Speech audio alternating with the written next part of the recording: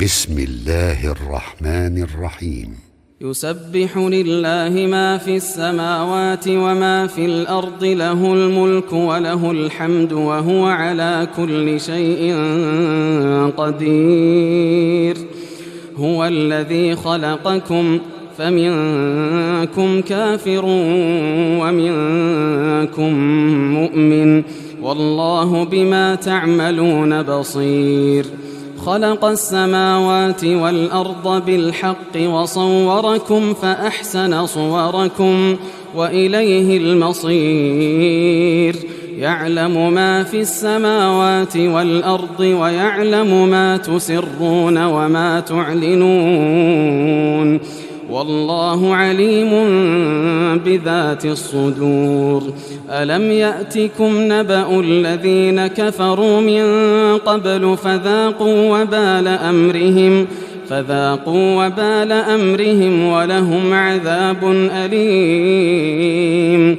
ذلك بأنه كانت تأتيهم رسلهم بالبينات فقالوا أبشر يهدوننا فكفروا وتولوا واستغنى الله والله غني حميد. زعم الذين كفروا أن لن يبعثوا، قل بلى وربي لتبعثن ثم لتنبؤن بما عملتم وذلك على الله يسير.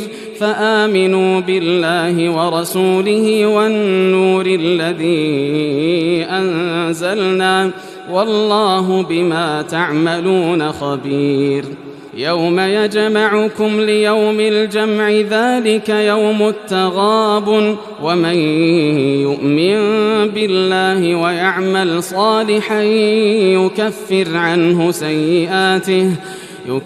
عنه سيئاته ويدخله جنات تجري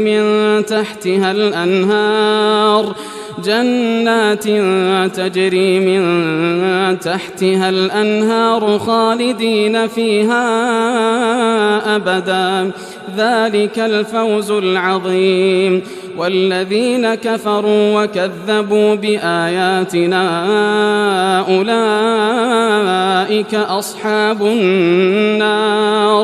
أولئك أصحاب النار خالدين فيها وبئس المصير. ما أصاب من مصيبة إلا بإذن الله، ومن يؤمن بالله يهد قلبه، والله بكل شيء عليم. وأطيعوا الله وأطيعوا الرسول، فإن توليتم فإنما على رسولنا البلاغ المبين. الله لا إله إلا هو، وعلى الله فليتوكل المؤمنون. يا أيها الذين آمنوا إن من أزواجكم